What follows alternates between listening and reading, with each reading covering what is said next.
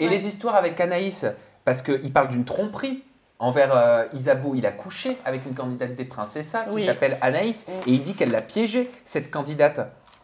Oui, alors faut rappeler aussi que donc à ce moment-là, Ilan donc était en couple avec Isabeau. Il y avait une histoire il était parti en tournage pour l'émission, comment elle s'appelle, Un dîner presque parfait. Avec moi?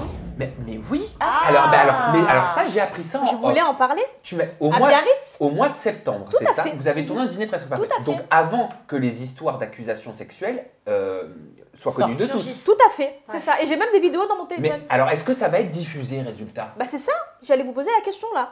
Tu m'as coupé, tu me l'as levé de la bouche. Est-ce qu'on va être diffusé de ce tournage à Biarritz qui a eu lieu avec Ilan, moi, Jennifer de la Villa, Chacha, Fabrice de Koh Lanta et Yael, celui qui a foutu tout le monde dehors. Alors, je vois pas pourquoi ce serait pas diffusé. Il a été diffusé dans Les Princes, donc pourquoi il ne mettrait pas il va être découpé peut-être. Parce que maintenant ils ont peut-être un peu de recul et ils savent ce que pense le public.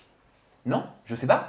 Moi, je comprends. Personnellement, je comprendrais pas pourquoi on on l'a coupé des Princes. Oui, mais on l'a coupé, coupé une scène. Oui. Il a été il a été dans le programme du début jusqu'à son départ. Excuse-moi, avec tout le respect que j'ai pour le tournage que tu as fait pour Un dîner presque parfait, je trouve qu'avec tout ce qui s'est passé, le rediffuser, genre des semaines après, une fois que Les Princes est fini et tout, avec tout l'historique, c'est tu prends un couteau, tu renfonces le cou. Et donc nous, les 4 autres candidats, on est quoi dans l'histoire? Balle perdue.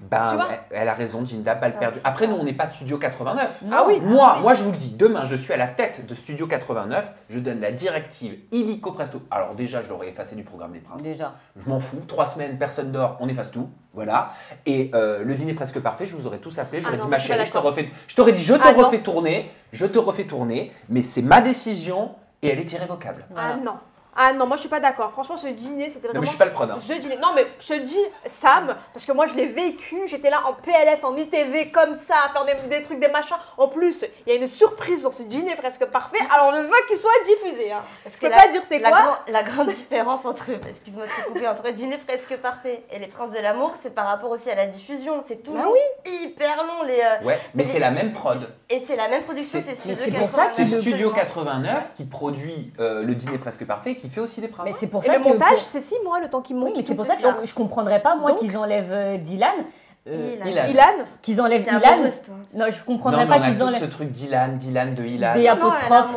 Non, pas du tout. Je comprendrais pas qu'ils retirent Ilan d'un dîner presque, enfin, qu'ils déprogramment totalement. Il a été en diffusion, alors que les gens ont appelé au boycott. Ils n'ont pas écouté cet appel au boycott. Donc pourquoi là, il le ferait pour un dîner presque parfait? Parce qu'ils vont dire c'est pas grave, il va faire ses pâtes à la ricotta et voilà, il n'est pas en train de draguer des filles. Mais il avait bien cuisiné quand même. En tout cas, pour en revenir à Anaïs, il a une formation en cuisine de base. Oui, voilà. Il est cuisinier à la base. Mais pour en revenir à Anaïs, donc il était en tournage, dans quelle ville, excuse-moi? Biarritz. C'était à Biarritz. Et là-bas, il a rencontré cette petite Anaïs, avec qui il aurait eu une petite relation. Là-bas? Oui, ils se sont. Mais il était avec Isabeau là-bas chez lui dans un Airbnb, dans une petite villa.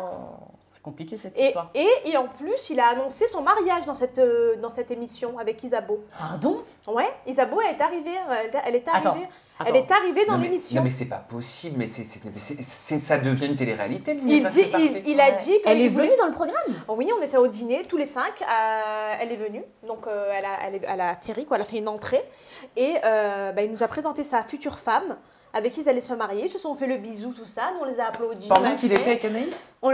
Anaïs, c'était un coup, mais c'était un coup d'un soir, il est pas sorti. Mais comment il dormait tous les soirs avec Mais alors attends, il y a un truc que je comprends pas. Là, tu es en train de nous raconter ça qu'il a présenté dans le dîner presque parfait qui n'est pas encore diffusé, sa future femme Isabeau, alors que dernièrement sur les réseaux sociaux, il a parlé d'une de ses ex, Marine MTZ, en disant que c'était la femme qu'il avait le plus aimée. C'est un pic, ça.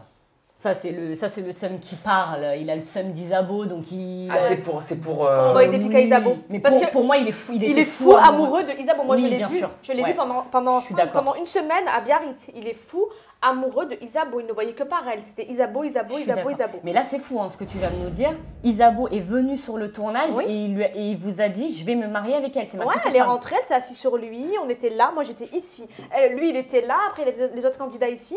Il a dit qu'il allait se marier avec elle. Ils se sont fait le bisou. Elle était super contente, le sourire, ça a été tourné avant Les Princes? Ça a été tourné après les Princes. Sora. Après Les Princes, parce que Les Princes étaient cet été à Saint-Tropez. Oui. Voilà, moi j'étais avec Sébi à la villa à Saint-Tropez.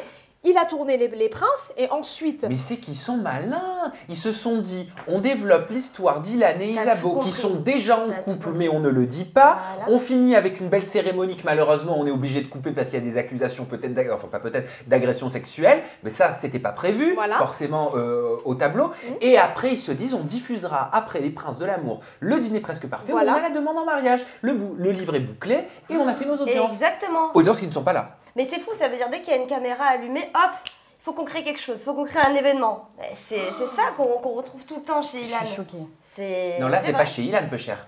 Comment ça? Ah bah là, c'est la prod. Bah c'est... Comment ça? Comment ça? Ils vont découper peut-être ce passage aussi, on sait pas. Non mais c'est un showman aussi, tu vois, il s'y retrouve quand même.